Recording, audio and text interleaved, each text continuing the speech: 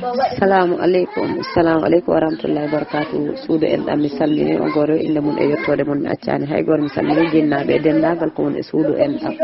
Miɗo lamdo fof ko jaam tan woni, miɗo lamdo sifinama e jaam, miɗo wiya yo Allah okku en ñallude e jaam. Komin musidguel moɗo Mariama Mami Diawo arani on ɗon o wowini alarbaji ɗi. Hande émission meɗen alarbaji ɗi woodi santé et bien-être. Mo waɗanta en ɗum ko musidɗo meɗen minirawo am mbireɗo Tidiane Diawo, ko han ko makko waɗanta en émission bien-être et santé. Inchallah rabbi ɗo ɗo suude en ɗam awa oɗon nodda onon pe musidɓe si wattu o fori han ɓattoɗon keɗoɗon, woda ko paabiɗon hen, woda ko keɓɗon hen kalan ko naftorɗon. Inchallah rabbi on jarama, wassalam. Assalamu aleykum wa rahmatullah. Suude en ɗam jam waali e moɗon, mi salmini on, mi lamdima on siko jam tan gonɗon. Goto fof ɗo woni eno woniri inde makko e yettode makko e awa haajode kono Diadia am Mariama Mami Diawo wi en ni émission meɗen cellal ɓandu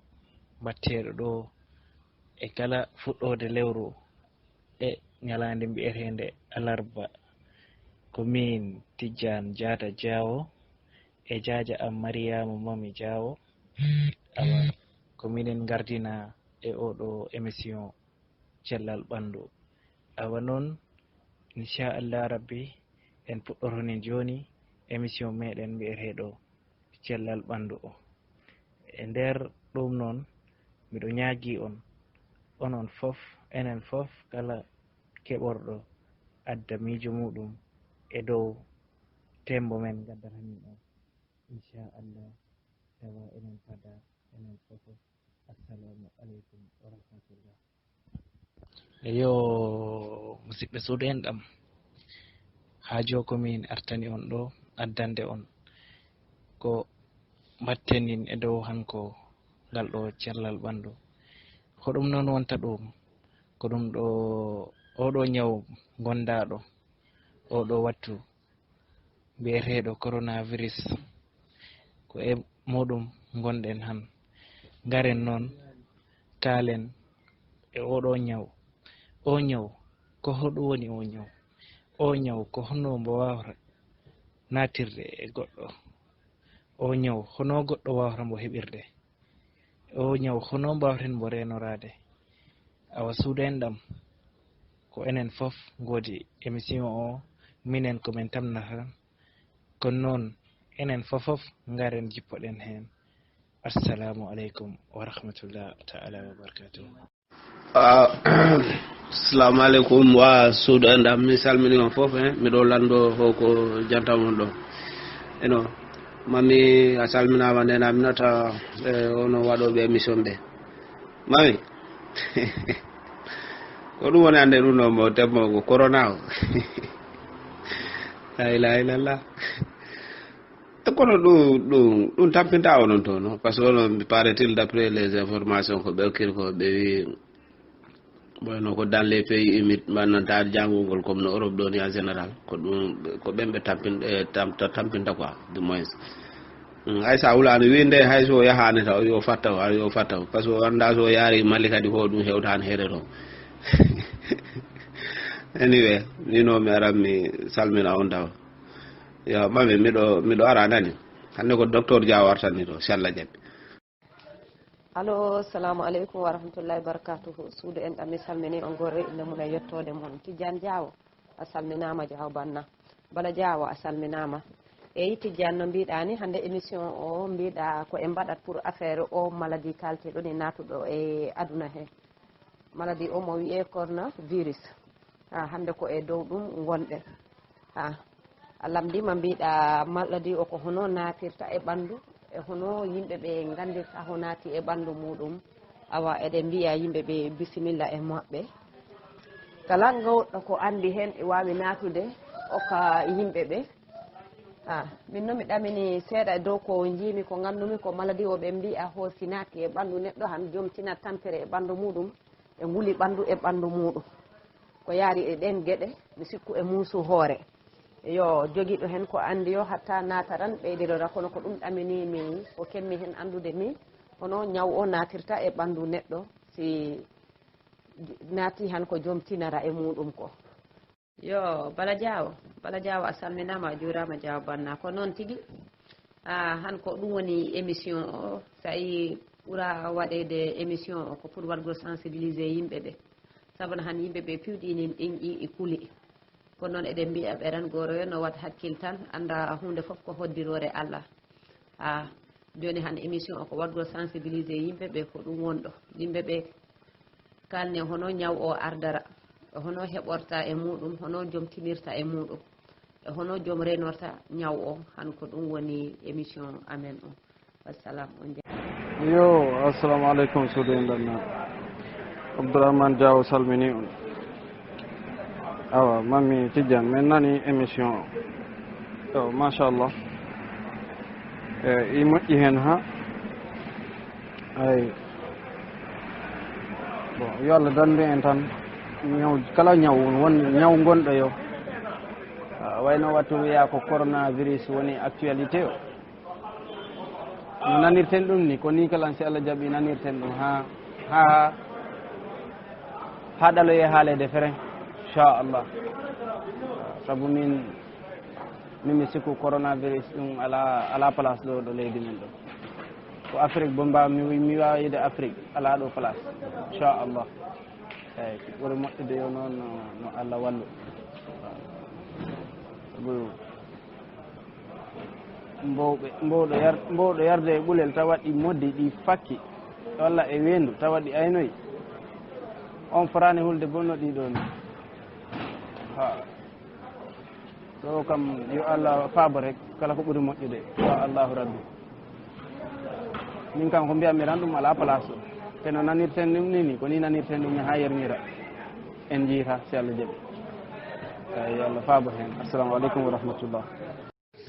assalamu aleykum wa rahmatullahi wa barakatuhu suudu en ɗam mi salmini on Abdourahmane Diawo Banna a salminama a weltanama a wiyama amin ya Allah jaabin du'aji ɗi ko kalɗa ɗo ko ya Allah waɗan en ɗum wona ɗum dendagal bani adama yana wonta ko nannanula no mbiɗani tan ko e nanat ɗum tan inchallah rabbi Allah reena en mami ɗum ko maɗa o suudu ala docteur e darane docteur ara ɗo o ala ɗo docteur e nder ɗo suudu docteur nodda e nde Diawo aɗa andi ko woni enseignant ji ɗi o memmiɗo ɓe ara ɓe waɗa yimɓe ɓe expliqué hoɗum woni coronavirus bala Diawo eɗen jogui doctoraɓe ɓe foof noddama ɗo ɓe gara ɓe kalna en hono ɓe jii e coronavirus kala ganduɗo hen wot ko faami hen hono coronavirus o sinji muɗum ɗi eɗen paɗi ɗum ɗo suudu en ɗam ɗo vraiment ara woda ko famini yimɓe ɓe mbaɗen sensibiliser yimɓe ɓe seeɗa e awa ɗo kay ɓaare docteur aɓe hino ɗo joni ɓeɗo fada ɓe ara ɓe waɗa expliqué jama o hono hunde nde waɗata manifesté hoɗum woni sinji ɗi so nangi neɗɗo hono o wata no walla so wona ɗum mami noddu ibu Italie andi corona o no tampini ɓe toon kamɓe onno kamɓe ɓe ɗo ɓuuri andude ko heewi no ewa inchallah mami a jarama bala ɗo enen pi ko en doctoraɓe ɗo ɓangol mesure de prévention ji ɗi moƴƴi ha kono kala enen bon presse o kala ɗi wayino ho ɓe jakka kala ko heewi voilà goto yo ɗi faala rawa ɗi hokkiri information ha ya ha ɓeyda ko ala hen hoɗo Ebola wiyano ka ɗo wona ko en nambo ha yerñiri n'est ce pas awa bon to tubakoɓe ɗo a yiyat ɗo ñaw jippoɗo dula ɓe mbiyama yo ta ko yimɓe sappo nangue ɓe mbiyama ko yimɓe ɗiɗo muure ɗo ha yerñira tiwa walla sappo ma yahen wiye ko jowo mayi kono woodi ganduɗa yakka économie leydi boom hay goɗɗo fonno a falno ardude kaale mo waɗa investir en hultat wiyama yo ga ñaw o ɗi ga tiwa bon ɗin pi kala ɗin hen kono noon kam kono mbiminiran yo Allah faboran kala ko ɓuuri moƴƴude yimɓeɓe jarani ko kula jarani ko ɗen jo woodi wo ɓuuri ɗum bonde yo Allah dande en noon inchallah merci beaucoup vocal o juuri jaafoɗo. yo Adraman Diaw bala Diaw mi salmini on Adrama mi nani ko kalɗa ɗo ko no mbiɗa ɗo ni bala enen pi ko en dottoraɓe ɗo han goroyo ko andi ko addat ɗumen ɗo watta ɗumen ɗo enen sénégalais ko ɗemɗe ɗe mawni seeɗa jaafoɗon kam e no haalaka no kaldumini si waɗi goto tan wiye ko sappo nangi awa yimɓeɓe pi mbaɗa panike ɗen jo ko ɗum ɓuuri wadde min mbaɗi émission o hande no haaldireni ni eno nanirteni ni ta hunde nde wona noon woniri ta hunde nde wona noon woniri no joom en cikkirtini eno nanirta ɗumen e haalderen han sabuna téléphone jiɗi none du'a none sada none kala ko woni ɓeni nulda yimɓeɓe no waɗe partagé kaari nulda kaari o sadade siwo ndiyam waɗe pante waɗe kembuji ala wonko haalaka yimɓeɓe no gomɗini nanga ɗo Allah ganda hunde yo ko hoddirore Allah julɗo ko gomɗinat nanga e Allah ñaago Allah Allah wawi en dandude e muɗum inchallah tonnin o ko ɓeydidugol tan hono joom en ndenorta e hono joom en coɓori ɓalli mumen ɗi gandira noon ɓe mbiyo ɓalli ɗi si a soɓima ɓandu maɗa ndi wondi e nguli ɓandu a heeɓi caɗele e fofagol maɗa fofali maɗa ɗi jahani no fori yarude ni aɗo owla ɗen geɗe yaade muusu hoore en aɗo fori wadde signalé médecin ɓurɗoma ɓaktade walla pharmacien ɓurɗoma ɓaktade ta a jooɗorani noon yaha dara ɓandu maɗa ndu e tampere ɓandu ndu fop ɗin pisi aɗa heɓaɗi han jomno wat feere yaha ɓattoɗo hôpital walla ɓatto pharmacien laara wiyaka noon joom ɗenƴo ran kankala heɓa ɗin probléme jira andi neɗɗo kala woɗi no kulirta keɓa ɗen caɗele ran wiya awa mi heeɓi ɗum ta alors ko wona ɗum won toon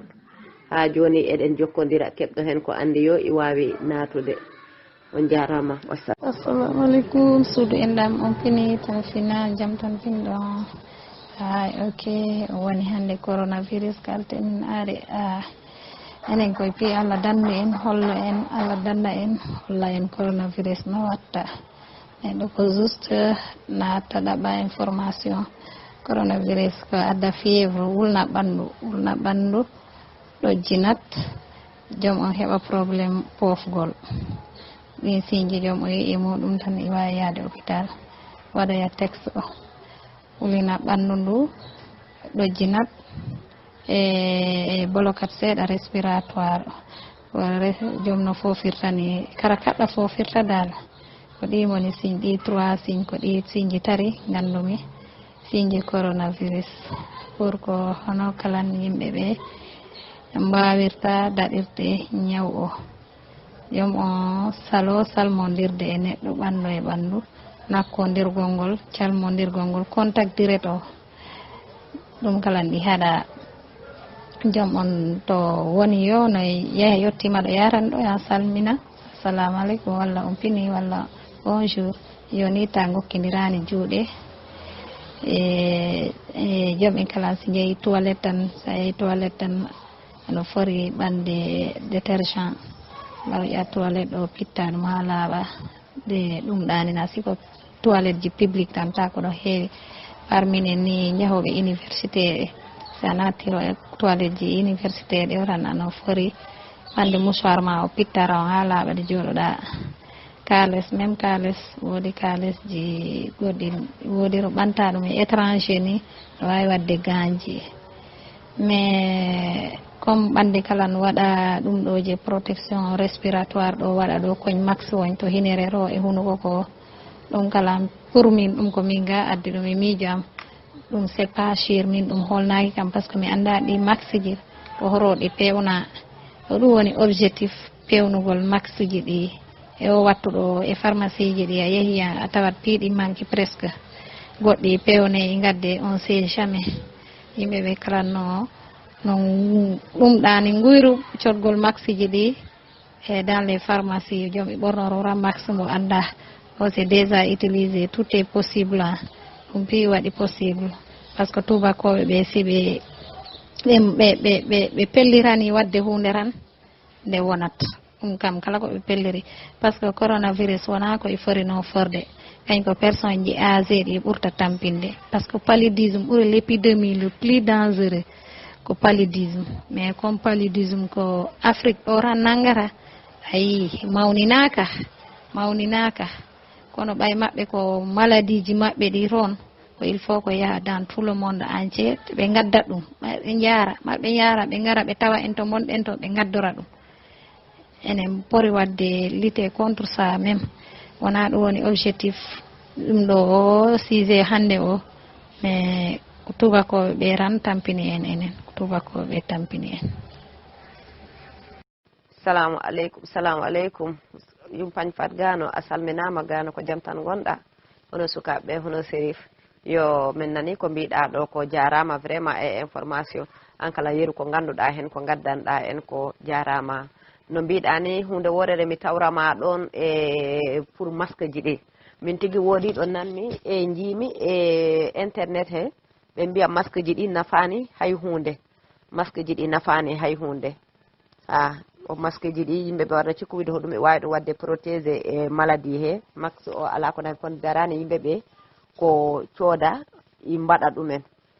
ɗiɗa ɗi mbiɗa ɗi ɗin ko ɗum yimɓe ɓe pori wadde utilisé joom lawlina ɗo wonɗo he natara he yaltara he lartino ko muɓɓara ko e ko memara ko dal piiw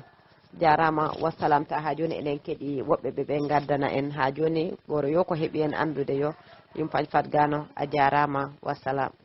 Assalamu alaikum mami Diawa mi salmini on mi juurimama on ko min bajjan ma ramtullahi woni min lamɗo siko jaam tan gonɗa yo min koye gonga ɓeya neɗɗo wiyani ñaw o hulɓinaki de kono ayno Abdourahmane Diawo haaldi ɗo ni watta enen ɓaleɓe kam mi sikkani hoɗum wawa en ɓitti wona noon wonde ga nguleydi garan enen en mbowi ñolol enen ko e ñolol jibina en ko he mawnuɗe enen mi sikkani ɗum ɓittina e ɗum no wiya no watta ni e kaaki ko noon watta no waɗirta manifesté e kaaki ko noon waɗirta manifesté simo asthmatique ha kama ɗo e respiratoire ji mum ɗi ko arata hoole surtout gonduɓe piiɓe e asthma ɓe ka en gandi hoole e kono kaaki ko fièvre kaaki ni awa ko ɗum woni kaaki enen gandi noon tubako hay kaaki suwira hoole hatta noon yimɓe ɓe mbaɗa prévention nguero minen noon kam gonga ɓe neɗɗo koye ñaagui Allah ya no en nantan wona en ji ɗo kam ko ɗum tan neɗɗo walatorade min kam ala neɗɗo ko andi hen lamdaki boom kala koye saabu o ñaw ni wayno yiiɗa haala ni ñawo ni wayno yiiɗa haala ni mi sikku o ko noon way no yiiɗamo yiiɗa haalede buy dartinoɗen tan awa on jarama noon ɗo komi jalliranni tan de awa bajjen Ramtullahi Diaw Banna a salminama bajjen ko jaam tan gonɗa wallahi ko gonga celluɗo kalɗa mo asma de si ha kama han ɓerde mum nde ko sukkat wawra fofde ko moƴƴi ɓitto wara hedde dulagoro enen noon no mbiɗa ni ko mbatten supporté ko tubako wara ɗum wadde supporté kaki wara tubako kono kaki warta ɓalejo Allah ren en tan rena dendagal julɓe rena dendagal bani adama foof noon inchallah jarama an kalan a weltanama. Allo assalamu aleykum Fatou Ganon salmini o miɗo lando ko jaam taw on tan nane mi arno tan salminde par ce que tami heɓani hettade message ɗi taw donc mi heeɓima ɗo noon seeɗa mi andi ko affaire coronavirus o haalteni donc ɗon kala ko hunde moƴƴude yimɓe ta pamɓe hen yooɗi foti famminde yimɓeɓe hono o teskorte on noon tan hono joom teskorte o gila e no wasa heɓirde coronavirus o malla si santi piiji goɗɗi e ɓandu muɗum he tan o hoɗi piiji joom foti yiide e ɓandu mum hula après yaha ɗaɓɓoya wonno ni tan ɓattoyo to l'hôpital to donc tawa ɗinin moƴƴi vraiment taw mi arti hen seeɗa si Allah jaaɓi mi waɗa hen min kalatin participation am yer ko neɗɗo andi ko. Salamu aleykum ka Abdoulhadre a salminama Aydara a wayrama nanede miɗen jafnode en ɓayrodiri ha hono ko jaam tan gonɗa hono mbaɗuɗa e golle ɗe yo Allah ren wallahi ko noon tigui émission o hande ko pour affaire coronavirus o yimɓeɓe mbaɗe sensibilisé hono pamirta ɗum e ɓalli mumen e hono ndenorta ɗum ko ɗum woni ɗo hannde. Jarama a salminama Boy Seydi Aidara. Assalamu aleykum suudu en ɗam on calminama Boy wona seeɗa lamɗo ko jaam tan gonɗon ko Abdoul Gadri ari on ɗo salminde ta e mbayri nanodirde e miɗen lamɗo o ko jaam tan gonɗon hono golle ɗe hono dodduji ɗi hono sittiroji ɗi pewɗi guerde ta min calmini on Boy wona seeɗa miɗen lamɗo ko a feewi a waɗe balɗe no alaji sange lanciɗo noon jahat kono a tawi ɗo mi haalnoma historien ji e zéo e ɗumantin ono wiyre historien ji e mbaɗoɓe dal ɗumantin jangginoɓe tigi noon enseignant ji mawɗi e historien ji a tawi ɗum ɗo a nani ko grand Habibou en jaabima on calminama onon piiɓe lamɗo ko a feewi won toon. yo salamu aleykum tamiɗo waɗa mami tamiɗo waɗa no recherche corona o darano o temno yimɓe ɓe fonno arde ɓe waɗa participé mo ɓe okkira avis makko o nak ino par ce que ɓaari hunde nde wiyeteno ino Corée ino Chine ino France wono Amérique joni noon naade ha hewtani o fuladu astafurlah hewtata tan fuladu kol hewtoyi Sénégal on foti arde heɗo ɗon nag neɗɗo okkira expérience mo jogui o ko idée mo jogui o yimɓeɓe waɗa ɗum partagé pour at least mi dara ho nde wawa dadde nde a foti noddude gorko ma Ibou Diaw gon ɓurnata yimɓeɓe expérience par ce que ono wiide on ko Italie woni Italie noon ɗum ɗo waɗa toon ravage. bala ko haalɗa ɗo ko c'est très important yimɓeɓe ɓen foti yaltude goro yo okkira avis muɗum o par ce que no foti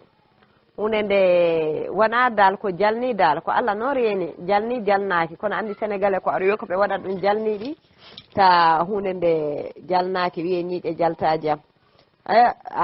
yo ko ɗum wirani nde hande nana mi Ibou komi suwiraɗo wiide hayno andi Ibou ko grand am Ibou accu ɗon tan bala sa mo waɗanmi menacé to less mi hultimo seeɗa ko ɗum waɗi mi daaƴi vraiment yimɓeɓe foti yaltude goto yo adda miijo muɗum dal hen e ko andi hen inchallah. Mami ɗo gay so wona neɗɗo ñaago Allah no Allah reena yimɓeɓe rek ko ɗum rek woni solution par ce que hay ga yimɓeɓe horani ɗum no waɗa ɗum ɗo rek de no waɗa no yaha rek de waɗa contaminé rek de minen ɗo sa hande ɓe waɗi décision ɓe juma o uddama wimi e yo mi anda ko ɗum kadi uddoytede nder affaire o ko Allah rek wawata suurde yimɓeɓe no hoɗum waɗɗa Ibou Diaw aw ko preuve o jogui e ma kadi min nodda grand Ibou sa miyambo yo waɗanandi ga blanché. yo assalamu aleykum wa rahmatullahi wa barakatuh suudu en ɗam mi salmini on ha joni eɗeɗen e émission he komin Mariama Mami Diawo en kaaliɗo gueɗe mbaɗoɗe signe no joom famirta coronavirus o ɗin e soomi e ɓandu muɗum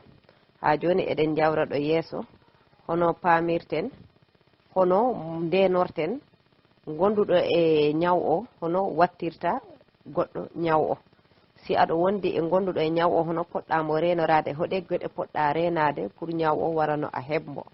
hono ndenortamo ha joni musidɓe eɗen jokkodiri oɗon mbawi arde ha joni natude goro yo ko faami hen wawi addude miijo muɗum e gandal muɗum wassalam. Assalamu aleykum suuɗen ɗam vraiment mi nani miijoji muɗum ɗi on jarama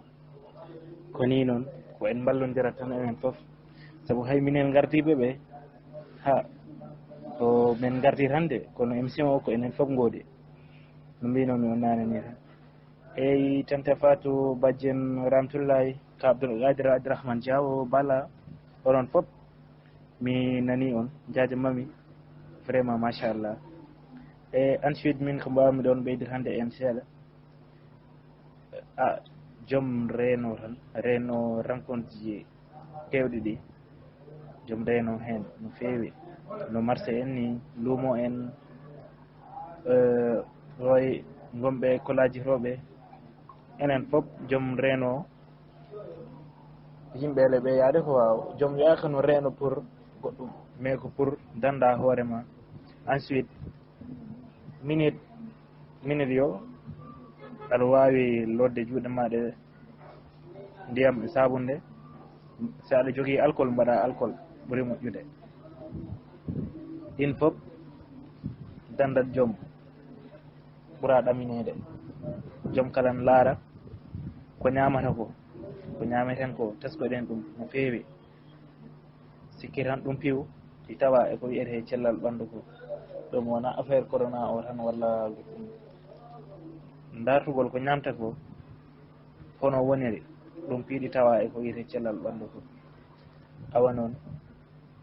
ha en yeeso seeɗa si Allah jaɓi. yo jajamami question ma o machallah. Ensuite min no mi famiri ñaw o wattirta ni aɗa wawi wondude ɗo e neɗɗo o carrément gondude juste mais si tawi mo wondi e ñaw o oɗon mboɗodiri fuɗɗi métre e feccere ha métre aji ɗiɗi ha no fotoyi toon. si tawi mbo iili guilali makko ɗi nakkaki ma a hettata ñaw o. sinon onon gondi ɗo mbo iili ñappimama nakkimama ha ɗon il suffit ko jaaha hôpital. miɗa nana ɓen mbiya ɗon wawa wattude. kono noon wa amma ɗum ɗon piiw joom kono reeno si heeɓi tan ɗandude kaari ɗi wondi e ñaw o joom waɗa so méfier reeno ha ɓattagol ngol ha ɓurta wonduɗo e ñaw o c'est pas sûr. te aussi dolnoɗen noon e lawƴugol logol juuɗe meɗen ɗe e sabunde. si waɗi sabunde ha paari han aɗa jogui alcool maɗa o tan mbaɗa wattu foof wattu ɗum kadi ɗi moƴƴi. wawa salmodirde e gonduɗo e muɗum kono ɗo e a memde yeeso mago funoko mako jaaha lawƴa juuɗe maɗa ha laaɓa ko ɗum ɓuuri moƴƴude ko noon ɓe mbi'iri ha saabu joom gonduɗo e muɗum toujours dal ɗin ɗon tan. assalamu aleykum suudu en ɗam mi salmini on mi lamdo ko jaam tan gonɗon. eyyi min alhamdoulillahi tere Allah ko jaam tan mi woni. mi salmini dendagal jinnaɓe ko wonde suudu ɗo denɗiraɓe koroji miñiraɓe foof tout le monde ko won e suudu he eko hettoro eko wattani participé puis kadi salminama. mi salmini kalan ɓe comité de pilotage suudu en ɗam e waggol ɓeran waggol magnifié e tembo ɓe gaddi hannde o par ce que ko tembo andiranta hannde ɗinin aduna o piiɗi haala fi muɗum ɗo woni o virus wireɗo corona virus. ɗum noon kono idiɓe kamɓe wini ren ko ɓeydugol du'aji rek ñaagoɗen Allah suura en par ce que ko Allah rawni ko renta en ko aynara en awa yo Allah suuren no Allah ren en ayna en barke salatu fatiha addana en kadi cellal. eyyi jooɗi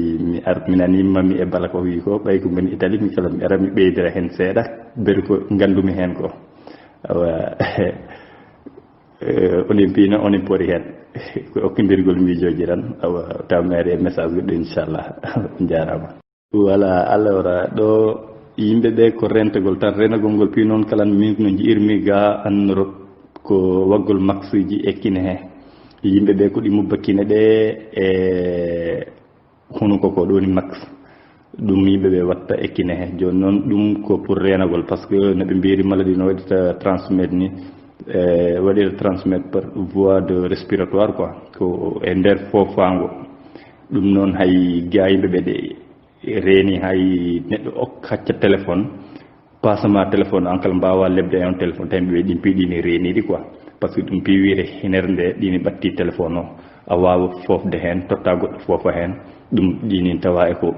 watta contaminé yimɓeɓe ko ɗum waɗi yimɓeɓe piiɗini waɗ ndel nde max ji ga ɓe Italie ɗo bala mum saɗi andi hen goɗɗum nden nde pharmacie ji he ko max ɓuuri jarde kala lekki sotteki e pharmacie si diwi ɗon kadi jomon wattu yalti yo arti han ɗini wawi soɗade sabunde juuɗe muɗum ɗe ha laaɓa ɗo de memdiraw goɗɗum ko andiranta wawa ɗum ñamde ɗo de wadde goɗɗum gagariri mum gano sodirawo e juuɗe mum ɗe ha laaɓa eyyi ko ɗum won min ko hen ko ɗin gandumi hen par ce que ɓe mbi ko e nder poofaali he woni ko okkidirta maladie o ɗum noon ko ɗum waɗi kalan ɓenin comme min Italie ɗo gonmi ɗo nde yolde école aji ɗinin udda e zone mo ɗum won he université ji en école aji ɗi piɗin ndelde ɗini waɗa arrêté sabu nakkuno ɗin ni ɓayri ko yimɓe ɓe ɓattodira ɓe poofata e lieuji public comme e touriste ji hawrita he pi kala ndini udda ko fiiran renagol uwirigol public o ɓattodirgol ɓurtugol ngol par ce que ko neɗɗo foofat ɗum o yaheɓa ok joom on noon kalan no andirta ɗum walla no ɗaminorto hooɗino nde ñawo kono mbiɗon ni ha joni ɗo mi haaltaɗo ko goɗɗo haalani ɗo idiɓe kam ɓe haalino pi mi ɗamini ko nguli ɓandu ɓurtuki ɗoni fièvre bon ko e musoɗe en jar kaaki en mi nani noon kala musidɗo meɗen goɗɗo haaliɗo nane mbo haali wiyoga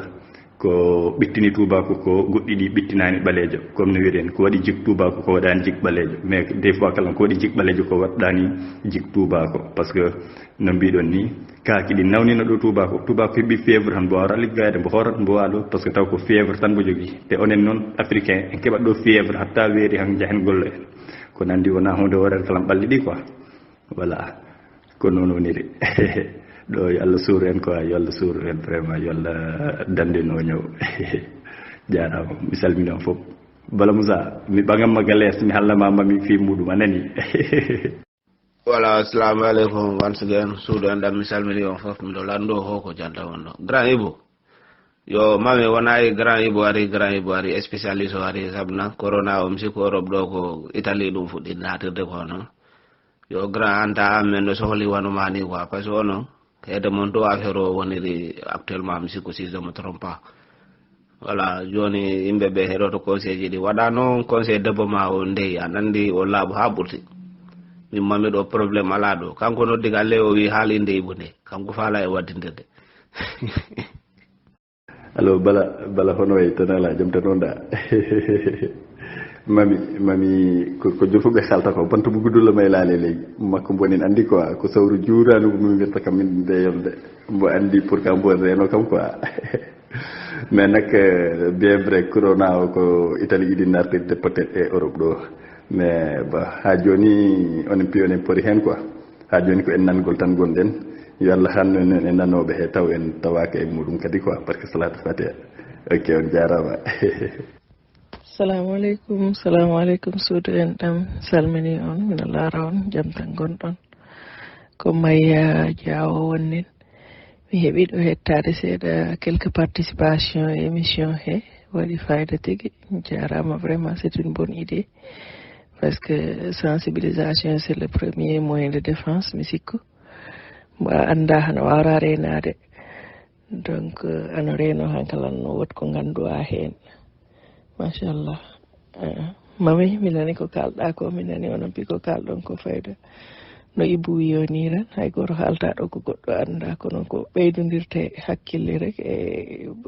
prévention ji ɗi vaut mieux prévenir que guérir donc ko ɗum yimmini émission o machallah amin grand Ibou wallahi no kono haalirɗa ni rek ɗo kay yen nan rek Allah walla neɗɗo ɗum no waɗira éradiqué no so affaire o c'est un peu affaire o no hulɓini seeɗa hen no hulɓini kiji ɗo mi andañan ɗo to ɓe motako ɗo ɓe supermarché ji ɗi fof uddama on tumasin yotte mballoɓe ɓe wonɓe Europe ɗo ɓe ɓen tampatte assalamu aleykum wa rahmatullahi taala wa barakatuhu musidɓe suudu en ɗam mi salmini on goto e inde muɗum e yettode muɗum miɗo lamɗo siko jam tan woni miɗo wiyam ko jam tan alhamdulillah Mariama Mami Diawo min nani émission maɗa o vraiment jarama machallah émission o ɗi handa hen saabu ko actualité gonɗaɗo actualité no mbaɗɗo vraiment dramatisé yimɓeɓe mi sikkude sikono minen gani wonte yimɓeɓe kawjide yimɓeɓe kawji kono noon ko yettude Allah aywa ko joni noon miɗo hetto woodi message ji ɗi ketti mi goɗɗi ɗi mi wawani hettade mbiɗa andi noon kadi kala ko mbawmi ɗo haalde walla kala ko galdumi ɗo goɗɗo haalino ɗum ni walla addino ɗum ni ko répétition wonta eyyi ko gonga ko fawre garande tagore nde oɗo wattu kono noon hunde yo ko e jungo Allah hunde yo ko e jungo Allah woni neɗɗo de jeeyaɗo ala ko wawi sona rutto e Allah sa weltima kam dinoɗa sa wondi e suno kam dinoɗa sa wondi e ɓittere kam dinoɗa ayi ko a hettinani kadi mbatta e jungo Allah kam dinoɗa Allah woni currowo no Allah surru en Allah woni dandowo yo Allahu dandu en Allah woni kisnowo yo Allahu hisnu en ɗum ɗo ɗum yani wonan en nanolaji taw en pawani hen guire eyyi Allah ko moƴƴo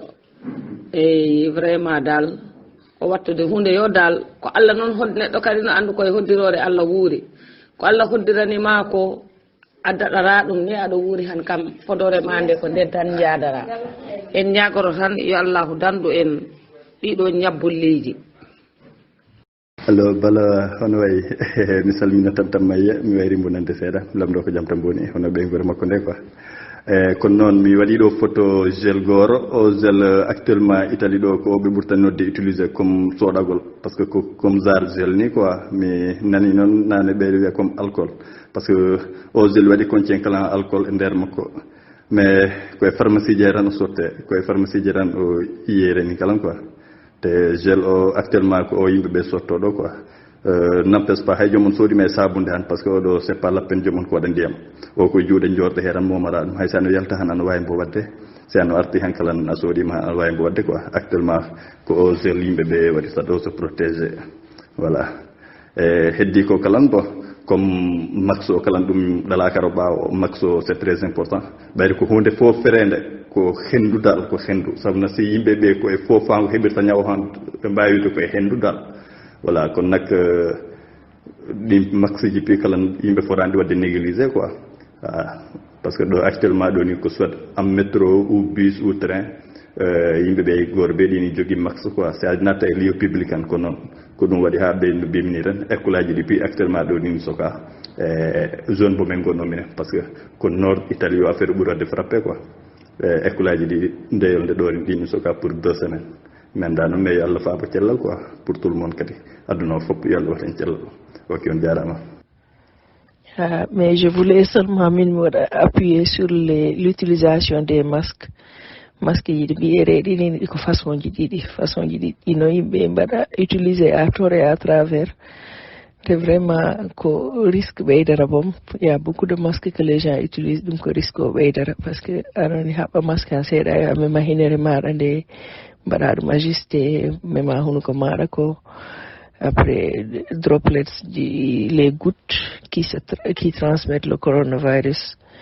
wawi ɓaga ɗum mbaɗama surface goɗɗo ɓaga ɗum ɗon kakkalan donc contamination o wona chaîne il y a le masque chirurgical il est efficace que pour la personne qui est déjà infectée si woni jomon heeɓi ha gasi hen masque simple o on ko on haɓɓara pour taw waɗani propagé kono si woni joom on heɓani ɗum ko sikiriran walla ko hultan walla wiyaran yo a yimɓe pi kaɓɓa masque an kala haɓɓa masque andu aɗon ɓeydana hoore maɗa risque par ce que non seulement a watta respirer correctement de 2 seeɗa an waɗama ajusté de 3 masque o a forano ɓornade plus de 3 heures de temps 3 heures de temps yo joom o foti changer de masque o te si woni no masque o ko pawaɗo ɓorni ɗum han 3 heures de temps yo change ɗum han il faut que heɓa kalan sachet ji mbaɗɗi spécialisé ɗo watta ɗumen ɗo weddoro ɗum nattina ɗum e mbus haɓɓa ɗum par ce que ha joni on masque c'est un objet véhiculateur naɓoɗo virus o donc les masques ɗiɗa mbaɗɗi efficace pour le public le général public ɗin masque ji c'est N95 wire ga amen ga si woni joom on ɓornoto ɗum han ko ɓe waɗe mesuré e yeeso joom on he que surtout les docteurs qui portent ça les infirmières ganduɗa ils sont en contact direct avec les patients taw joom o heeɓi ɗum ha gasi docteur o ɓornono on ni masque pour waɗa protéger hoore muɗum on san kono on masque c'est pas disponible pour le public c'est un masque que tu dois aller dans un truc, dans un laboratoire spécial pour waɗe mesurer yeeso maɗa ngo mbaɗane a ɗum. Donc ça c'est pour les gens qui travaillent en contact direct avec les malades. Donc yimɓe warno mbat paniqué cooda masque de tor à travers ce qui est plus important, hygiene o woni lawƴugol juuɗe ɗe, mbatgol désinfecté, mbatgol nettoyé, mbatgol éviter regroupement ji, mbatgol éviter jooɗondirgol dulaji ɗo ɓattondiri. Nandi enen o africain enen ɓelana proximité, enen ɓelana ɓattondirgol, ko c'est ça qui fait notre force. Kono noon avec le virus là, il faut faire très attention. Mamayde waɗi hen yimɓe ɓe jaaha no kawruren mbaɗa ko fota waɗede ko cakondira, warno joom on jooɗo ɗo ñalla ɗon walla ɗum sikko bom dennaboji e mariage en ɗum o wattu mbi fota wadde éviter e voyage. Mbigol ɗo billet avion ɗi waɗi yombora fadami ɓagam soda billet avion ran jaha. Tu peux prendre le cas des gens qui sont à l'extérieur, joom on o wattu billet ji avion ɗi fi waɗi moins cher, joom o soda billet ran wiya mi yeehi anda, parce que la maladie peut rester dans le corps humain pendant 14 jours sa waɗani taw hollirani hay signe. Woɓɓe i jogui ɗum mbaɗani fièvre, mbaɗani haydara, joom on ɗo yeehi yo o sa walla ɓe hokka ɓen. Ça aussi c'est pas intéressant.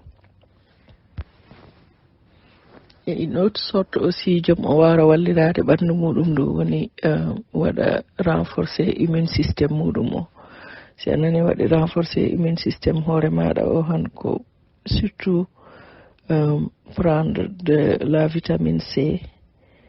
On a comprimé ran woni vitamine C, tout le monde connaît. Il y a dans l'orange, il y a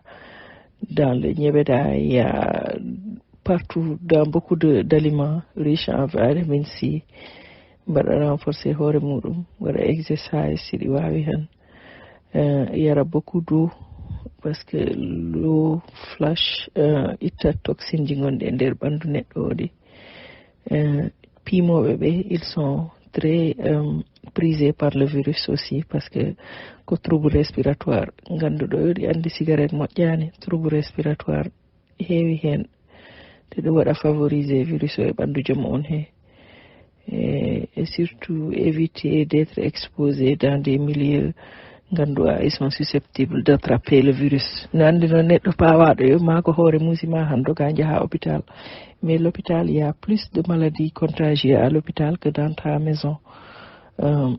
Maladie hôpital yimɓe pi kawraro ron, donc a naɓorani yo a addorat guitta ron naɓaro maɗa to galle maɗa ɗo. Donc wona joom o kala ko muusi ɗum yo wiya yo mi heeɓi. Minen ga aux États-Unis par exemple, si tu soupçonnes que tu as des symptômes, ko a noddat, wona an on immoro jahar l'hôpital to, ko a noddat ɓe garanama walla ɓe gara ɓe mbaɗama ɗumantin e nder galle maɗa ga, pour limiter contact mo keɓara e yimɓe ɓe kawraraɓe walla hôpital mo jahara o, parce que c'est des milieux publics quand même. Donc no yimɓe mbattu hen hakkille seeɗa. Et puis les objets que les gens touchent de plus en plus, c'est des gouttes, c'est pas, ça peut se propager peut-être dans l'air, mais pas pour une longue durée, pas pour une longue distance. C'est périmètre que 1 mètre. Donc il y a beaucoup de trucs no Allah fabodal kono no yimɓe mbattu hakkillaji mumen en ganda. On a un immune système très développé ko moyen ji ɗi walla milieu o watta ha tampina yimɓe kewɓe Afrique, kono wona ho yimɓe tiiɗi, parce que on a été exposé à beaucoup d'infections. Ɓalli meɗen ɗi tiiɗi machallah. Donc yimɓe ne mbattu hen hakkille seeɗa, ganda on n'est pas aussi fragile que les Européens aussi. Kono noon wona ho wasara e nangude, wawi e nangude tigui, kono wawi wasde tampinde yimɓe ɓe. Ko tampinoɗa yimɓe ɓe ko c'est la façon dont on vit en groupe, en famille. Une seule maison renferme 20-25 personnes, ko ɗum tawɗi heewi contagion o yawat, ko ɗum tampinta en, wona ho ɓalli meɗen tiiɗirani noon. Kono noon joom kala heewani doole han ɗi foti andude waɗa protéger hoore muɗum, surtout en matière d'alimentation et de milieu de sanitation, inchallah. Assalamu alaikum suudu en ɗam min garti ɗo tini bala diaw joni ko ammi ar ɗo toon je mi nanno mbiɗa mami no ya waɗa refusé ro Gambie nde kañum hedde Sénégal ha kono no ɓay mi nani wiya fawre nde suwira ngulen e ko nde ɓuuro essence ha nde a jogori hebbinde hoɓɓe ha ɓay ko Tamba wuli ɗon kam a jogori hebbinde hoɓɓe aɗanake bala arani gona jaariri muɗum tawi pi e mami debbo mum ɗo ay an kam joɗo Tamba ɗon tan ɗon a jogori hewde ɗon hoɓɓe a yiya woɓɓe mbaɗa ɗo entraînement Dakar ha gam moɗon ga ñami jalno jemma ɗo ha mi ngoɗe mbimi bala toña nde kono no mo anda ko nde ɓurno essence koɗo wuli ɗo wiya ko ɗon ɓuuri nafde jonnon ko nde wonirani jaarugi o so Yallah jaɓi awa jaafoɗon noon komi toña on nin tan awa jarama. Assalamu aleykum bajjen Ramata wallahi sundu pi mi jippinat sof yimɓe ɗiɗo ɓen ɗi gandi ko e maɓɓe sino a falangala mi haalnama ko hoɓe kono sundu pi mi jippinat sabunangulede amen de a yiide wona miɗen jaale miɗen mbaɗen sabote kono noon jowɗo o wattu ko minen doganteni kono ɓe guddani barage ɗiɗi yimɓe ɗiɗo kam gari ham ɓen kam ɓe on question ɓen nattara. yo salamu aleykum wa rahmatullahi wa barakatu suudu en ɗami salmini onon pigoro inde mum e ittode moɗon tanta maya a salminama ibunar onon foof on calminama bajjen ramtullahi keɓɓe natude ɓe keɓa natude foof ɓe nani ko mbiɗon ko vraiment on jarama yimɓe ɓe keɓa hen ko naftori e ko paami ganda hen hundeji kewɗe ha joni musidɓe oɗon keɗa vraiment ɗo kay alhamdulillah Yallah ren en mama ndey a salminama ibunar hay haala tenko meɗ eyyi Mami Diaw ça va tan ala jaam tan gonɗa alhamdulillah mi ɓeyda hen kalan ko mbiyannomi ko yimɓe siɗi mbawi mbaggol course ji mbaggol démarche ji pour acheter à manger joom ene mbawi sodde ko ɓuuri hewde ko mbatta utiliser ko en gros comme ça joom on ɗum waɗat limité jagol seeɗa yo jaaha marché walla jaaha boutique seeɗa yo jaaha dula un autre milieu tu augmentes les risques de contamination par exemple donc si woni joom o wawa wadde course ji mum ɗi waɗa ko fori wadde ko lawol gorol tan arta lawol gorol comme ça waɗa limité yagol arangol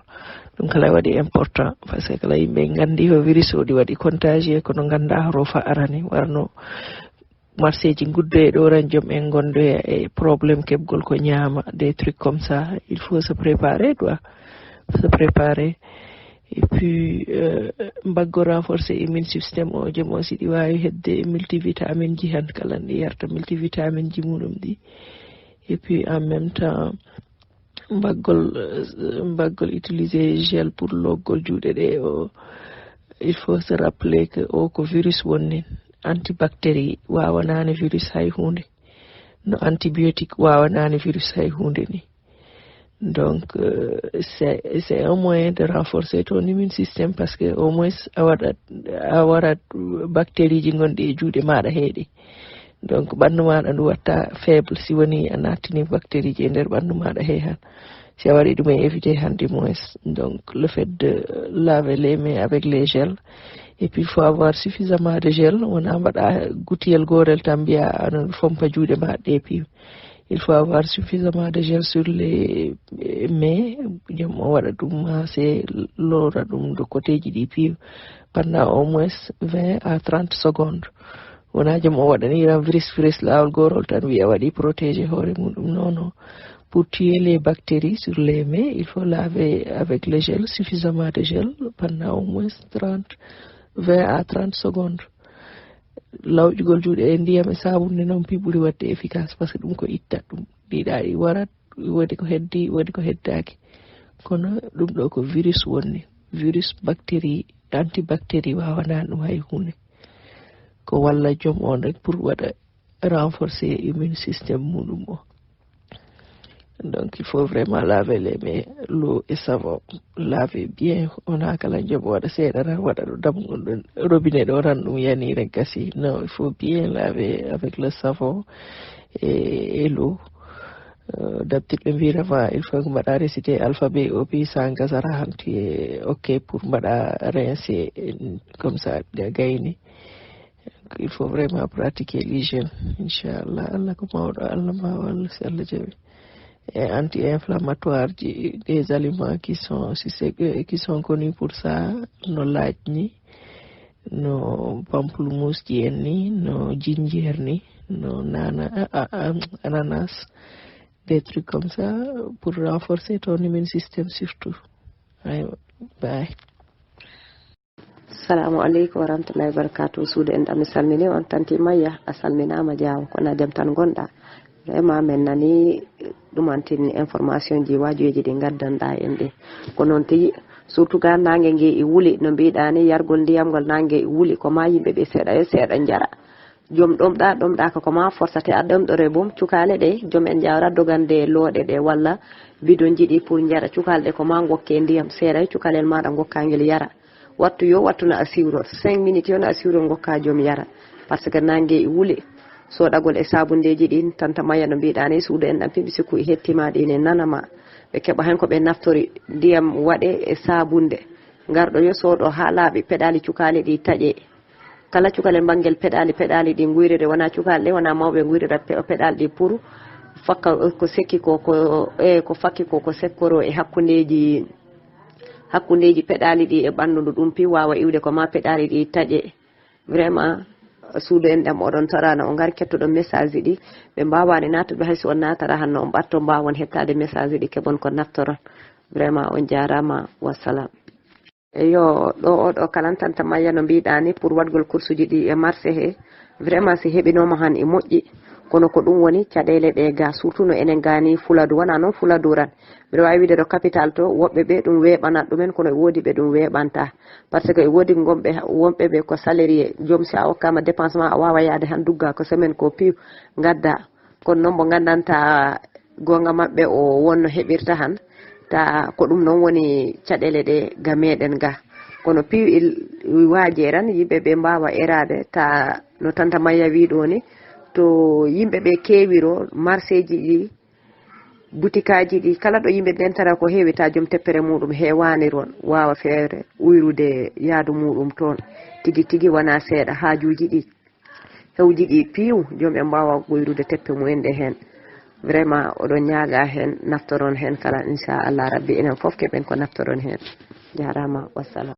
Yo Ibou ɓe jii o liquide mo kollirɗa ɗo o pour ko soɗorte ko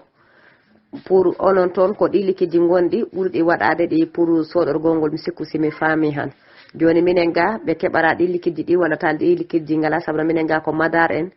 mi sikku e kotol mi anda ko kotol ha joni e woodi ko ɗin gonɗo e woodi noon désinfecté je goɗɗi ɗinin ɗo kono mi sikku ɓuuri hewde ko sabunde ordinaire de kalan ɗinin moƴƴi hen par ce que sabunde ordinaire de nandani e sabunde toilette ji ɗi kañ i heewi ko ittara microbe ji e ɓandu neɗɗo joni en kala mbawa wadde utilisé nden sabunde ordinaire nde allo mami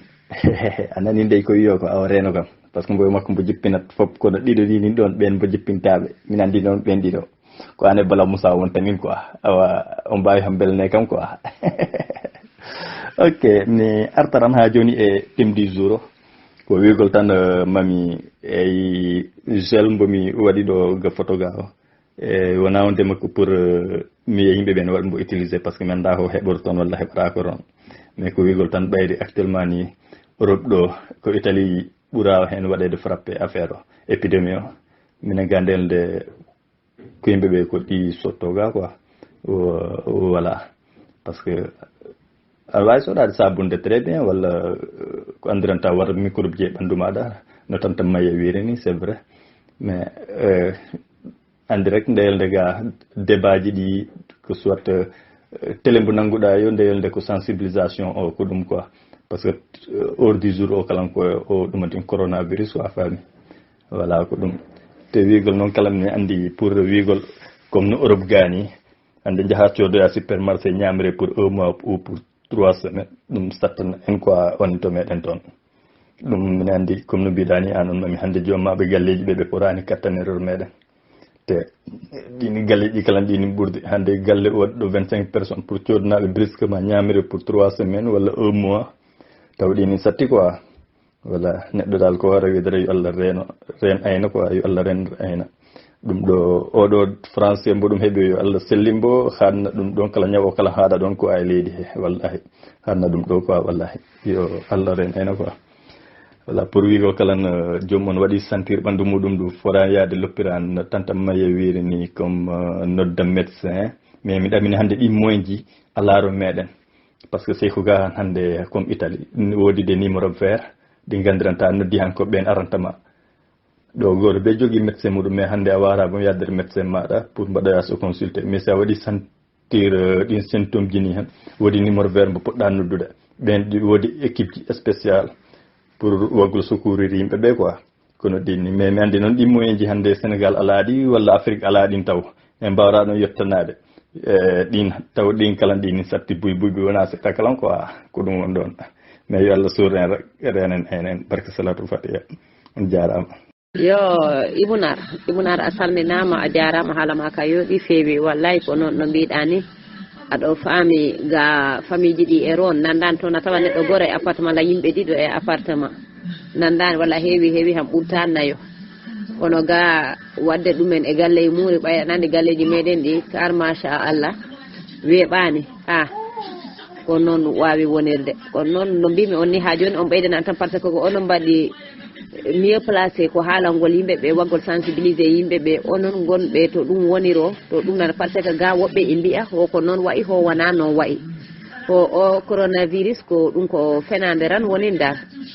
min noon mi wi ari ha i wayiri ni wona fenade ko noon enen mbiya ran yaano wonta ko nannanula ran haɗana en ɗon awa on jarama was assalamu aleykum musidɓe sawdu en ɗam aywa mariama mami diaw mi arta ɗo e message goɗɗo bon ko palnomi tan ɓeydirande yimɓeɓe kadi mbiɗa andi noon gasarata ɗo woodi ganduɓe kono ha joni ɓe ɓeydiranata hakkillaji tan e banggal soɗagol juuɗe soɗagol ngol bon c'est vrai enen cooɗo kono soɗagol ɗin e dow soɗagol en tout cas mi sikki galle o no wawi wade yo gooro yo wawat heɓande morso sabunde ordinaire bon sa soodi sabunde ordinaire nde a fawi ɗon e lavement maɗa walla siwo e saralla maɗa ça dépend woodi keɓoɓe siwoji taw ko mbaɗoɗi robinet ɗi ko a udditat coɗɗa simtadula woɓɓe ko lave mais buywaɗi ɗi mbatta utilisé ko siwo an andi mais nak gacciroɗen hakkille tigui e soɗagol he par ce que soɗagol wona ara tan waɗa ndiyam tan soccata wiya mi soɗima surtout enen rewɓe ko ɓuuri heede ko tawa jommodi haɓɓi soit jawe walla fétiche ji en pegge en ko wayi noon ko nandi e ɗum bon normalement saɗa sooɗo han a ittat ɗum ndin on parin mo mbaɗɗa e juuɗe ma woni jawe woni pegge a ittat ha laaɓa ɗum kala noon a loorat ɗumen kankala a loorat ɗumen mais saɗa sooɗo han ittu foɓe juuɗe ma ha laaɓa celbina juuɗe ɗe ɓaga sabunde nde momsa sa momsi ha juuɗe ɗe heeɗi sabunde bon mbaɗa frotté juuɗe ɗiɗɗe no soɗorte ni sa waɗi frotté mbaɗa lommidira kolli ɗi noko a seranni juuɗe ma ɗiɗe lommidira hakkude kolli ɗi sa waɗi noon ha paari ɓaga kala jungo ñaamo ngo ndendina kolli ɗi sa rendini kolli ɗi han pawa ɗum e dow newre jungo nano he bon sa fayi ɗum e dow newre jungo nano he han cocca ɗumen ano werlara ɗum ni waɗa forme spiral circulaire ano werlara ɗum tawno ko pédali ɗi de c' est à dire le bout des doigts aɗa tournara ɗum e dow newre jungoɗa jungo ha ganda tigui ɗumantini nattiɗo pédali ɗo mbaɗa sens contraire o kadi ɓaga kollima juuɗe nanogo ɗin kala kolli ndendira ɗumen no ñafoɗo hunde ni kine kolli ɗe dal ɓaga pawa ɗum ɗo newre jungo ñaamo ɗo ɗon kala ta aɗa waɗi seeɗa kolli ɗi aɗa watta ɗum soccatam ɗo jungo newre ñaamo ɗo forme circulaire o aɗa soccirta ɗum noon ko ɗum watta ha ko won kala ko natti e nder pédali he itta par ce que sa socci juuɗe ɗe tan pédali ɗi moftat ko gonga mbi tajgol pédali mais aussi si ɗo kala systéme mo mbimi ɗo ko systéme lavage des mains ko croix rouge santé ko ɓe gikkiranno ɗum yimɓeɓe dans les écoles no comment se laver les mains ha ɗum ɗon kadi yimɓeɓe paamiranno wona jommo ara tan socca sabude tan sulba e ndiyam yami soɗima non ta aɗa waɗi pegge walla aɗa waɗi jawe a ittat fop ɗen ɗon kadi pegge jawe ɗe a soccat ɗumen kadi jaɓira ɗumen ha laaɓa nden mbattoɗa aywa ko ɗum jinnomi faminde kala yimɓeɓe balgol soɗagol he on jarama wassalam mama nde a weltanama a jarama haala ma ka yooɗi feewi no mbiɗa ni ha joni goɗɗo ko addi yo hatta joom ha joni ɓeydira saabu no mbiɗa ɗo ni kalan ko gonga ko joni miijiɗomin en soɗagol ɗin e dow soɗagol nane tanti mayya haali wi wona cuku ni tan mi soodima mi yahi wona noon ta laaɓani wona noon kala no mbiɗa an mama ndey no mbiɗani galle yingi pi waɗane siwo goro ndiyam ɗo loore siwo goro caɓiriram wona ɗum woni soɗagol ɗon ko ide moƴƴoni mama ndey ko ciwrorɗa ɗon gadduɗa ɗon ko yimɓe ɓennana hen naftora hen goro yo waɗa sabundeyel muɗum dana sabunde nde hay ko taƴen han goro okke mosto muɗum dana mofta ko on soɗorto ndiyam muɗum dana ɗumanti muɗum dana soodi gayni yo wallina goɗɗo kankala ko soɗoɗo ni ha waɗana hoore mum dana ta waɗa ndiyam goram battitaɗa mama ndey a jarama a yettama a jarama vraiment haala ma ka yooɗi feewi. Assalamu alaikum suuɗenɗam ha joni vraiment mi hettima message uji muɗon ɗi fop no mbiɗon ni ko noon tigui ndennagol ngol ɗi moƴƴi no feewi noon no feewi ha Ibou Diawo o gel alcoolique mbo gadduɗa ɗo min miɗo wawi wiide monɗo saare ɗo nde saare mbiyetende Dakar kono ko ɗum ɗo ɓe mbiyata ɗum lave-mains joko noon ɓe mbiyata ɗum o c'est bon très bien a heɓani alcool a heeɓi tan ɗi moƴƴi parce que presque ka en fop ko hunde won rewata infecté yo awa salmini on noon assalamu aleykum suudu en ɗam calminama Bala Moussa wona a hettima message debbo ammo wona nani kombo leɓi ɗo ko ɗoni nde Diawo andi joni fi hoɗum min mi wi hay mi haroyro mi haroyro mais ko ndey rek faami joni andi debbo ammo ɓuri finde debbo maɗa o koro ya ɗo hentin koro Tidiane o finani mami finani wona nani debbo ammo ko leɓi ɗo ko hatta andi kay ɗo o kam koko jotuɓe haalta ko dalal na hen quoi machallah dey haali gonga no mbiɗani sodagol kalmi e dow sodagol quoi ko mbiɗa ɗo ko waɗama appliqué han kala ndi moƴƴi buyi wona seeɗa quoi ok amore mi o jarama ɗum ko an tan heɓata ɗum mami heɓata ɗinan kala e dow suudu assalamu aleykum Ibou ñi moom oɗo couple mami Bala Moussa kodelen koye mbaɗa ɓe verrouillé mballinen ɓe ɗa min wonami classe maɓɓe wonami morom maɓɓe hendam ɗori ɓe jiyala sakko min on Bala Moussa no wona min mami yaha Gambi nombo yaha Gambi de way ho a andu ɗo Tambacounda ɗo Bala Moussa Diawo Mariama Mami Diawo Croix Rouge ɓe ngala ɗo place yiiɗi han ko horo kono ley suutere ɓe ndewi yo ko e kallu heyo ko ayrir yo kala ɗo mo mbawi rewde ɓe keɓara accès e Tamba si Allah jaɓi nani maɓe mbaɗama Croix Rouge ono hen sava ko jaam tan woni aywa wona gonga maɓɓe on garde le moral awa décourage e savale inchallah Allah ko moƴƴo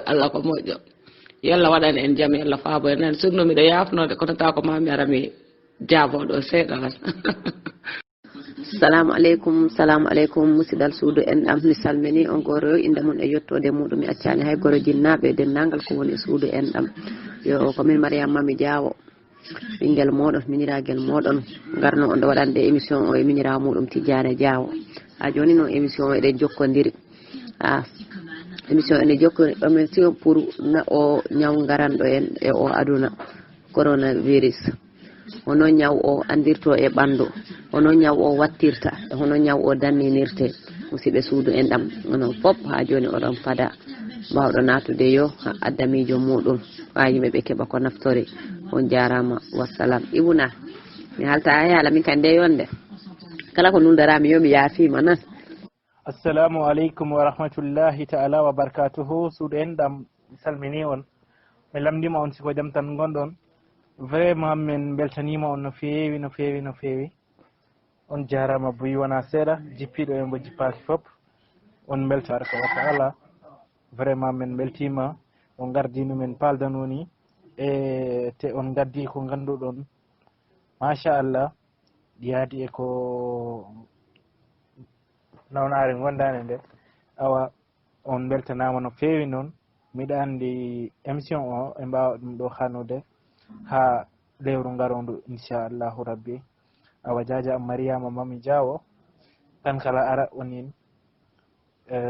weltanade inchallah awa mi salmini on no feewi miɗo lamɗo siko jaam tan woni. Assalamu aleykum wa rahmatullah taala wa barakatuhu. assalamu aleykum wa rahmatullahi barakatuh. suudu en ɗam mi salmini on goore inde muɗum e yettode muɗum. komin mariame mami diawo e tijjane diawo garno waɗande hannde émission bien-être et santé. inchallah rabbi da émission ma en jokkit ɗum lewru yo lewru e mbaɗat laabi ɗiɗi émission on walla nde woorede ça dépend no yimɓe ɓe keɓoroyiro inchallah rabbi awa keɓɓe natude ɓe keɓani natude foof on jarama message keɓɓe ɗon wondede goore heɓa ko naftore heɓa no renori inchallah rabbi min jaari on min jetti on on jarama wassalam. yo musidɓe tedduɓe mi salmini on dendagal suude en ɗam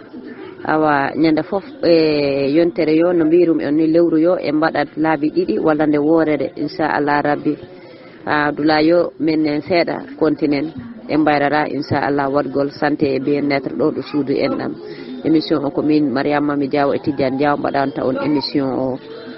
e nder lewru he inchallah miɗen mbiya on jarama wassalam. ɓe keɓani natude ɓe on jarama keɓe natude ɓe kala vraiment on beltanama vraiment yimɓeɓe no ɓan message ɗi kettoro keɓa ko naftori inchallah on jarama wassalam. assalamu aleykum suudu en ɗam on calminama mi lamɗo siko jaam tan wona mbiɗo tori yafoyde neɗɗo wayri ɗo buy wona seeɗa buy wona seeɗa mi lamɗo siko jaam tan gonɗon mi nani kala débat jewtenoɗo hannde o gaccon haqqe noon taw miɗo jala ɗo taw oɗo jinnaɗo kalɗo ɗo haala coronavirus o omo haali ko noon min mbiɗa yaade makko de coronavirus moom coronavirus ɗon ɓeeɗa o ɗina ɗon da ɗi hulɓini quoi wela haalde buy wona seeɗa quoi o wela haalde mais kono noon mbaɗen tan no feewi te kala wonto en ƴenɓe mamo min ko mbiyatmi tan julɗo yo no ñaago nde Allah surata ɗum surra jinnaɓe muɗum e musiral muɗum e famille muɗum e denndangal julɗo kala ko e dow ɗiɗo ñabbuluji ngaroɗi nde kala ganden tan ko hunde nde gandiranta ko jarabuye ko jarabuye noon enen gandi kala ko Allah ko haali hen ko garen tan dowuji ɗi mbaɗɗen hen mbaɗen muslu e dow muɗum quoi inchallah. mi salmini on ɗon mi juurimama on miɗo heeɗo message ɗi o wattu ko mi keɗogol gonmi ɗum waɗi mbimi darata minedde message hakkude ɗo heeɓami taw mami taw ɗi wiya ɗo taw fin mi anda fin o ko émission woni fin na ko hoɗum on calminama on juurama on beltanama. mami miijo o tan joguimi hen seeɗa kala quoi est ce que si tawi woni banggal santé o est ce que hay si tawi woni mbaɗoɓe émission o ɓe wona ɓe ngala hen ganda wona ɗum woni meccal maɓɓe ngal ha est ce que en mbattano taw ɗi waɗa programme taw émission o ɗi waɗa han taw jannguɗo mbaɗɗo santé ɗin hen waɗa invité taw ko on waɗa invité comme invité yimɓe pose question ji walla onon ɓe ganden tan onon mbattani dirigé émission ɓe pose on mo question ji mo watta répondre mo waɗata kala sensibilisé quoi mine miijo am de hota ɓeyda wadde ɓeyda yajde quoi par ce que santé ɗi woni hunde nde gandiranta nde wela haalde buy par ce que kala ko alana gandal pour haalde hen ko woɗɗi taw ɗi hulɓini ɗi hawni donc so tawi woni ko mo gandiranta ko ɗum woni meccal muɗum ko ɗum janggi taw ko on waɗa invité han miɗo ɗamini taw ko ɗon ɓurta en wallude no feewi no feewi miɗo tori noon yaafuye buy wona seeɗa calminama on juurama on beltanama. assalamu aleykum mi anda salon sabalina kaynano o annanani ojoji nattinaɗe ɗo hannde ɗi mami o halni doctoraɓe wonɓe nder groupe ɗo ɓe hay goto waɗani manifesté jonko neɗɗo ari okkiri opinion makko quoi min nammi siku si wonu ɗini no dari normalement kay hay on tigo si ala temps hay siko 10 minutes walla 5 minutes sa on tigo ara so no jogui hen gandal seeɗa sa wara waɗa expliqué musidɓe julɓe wonɓe nder suudu en ɗan ɗo hono yimɓeɓe o ɗum woni les signes si on tigo heeɓi ɗum hono foti wadde mais bon min nanani ɗo hay goto waɗɗo réagir jangguɗo santé te sûrement y a des gens qui sont là ɓe andanta peut être ɓeno kamɓe ɓuuri ni e mami fof gandal e affaire o coronavirus mais bon personne n'a réagir so bueno ɗo kay Allah rene boyno alaskala easy way kan woɗi en inɗe tari Moussa Bala mbiɗa haalanda kam ok a basi ala mi yasmama ko Aliou Sabali nan non ɓe faamimi no miɗo faami fa par ce que guilto to premiére débat to mi faami par ce que mi heeɗima ɗum an e hoore maɗa a lamdimama ɗum mais kono c'est juste ko pour ɓeydinde tan yomminde yimɓe e dow débat ji he taw keɓa hen kala ko ɓeyjotori quoi par ce que ko famdi he ko piiw enen piiw ko won noon yan ko radio keɗiɗen walla wonɓe onon gonɓe toon ɓe peut être ko jiyoton ni yimɓe ɗi jogui ko ɗi mbawten hen haalde quoi te kala hay médecin ji ɗi kala jamon walla jamon ari han kala ɓay o wattu hunde wona ko waɗi fos ha ɓurtigue nder Sénégal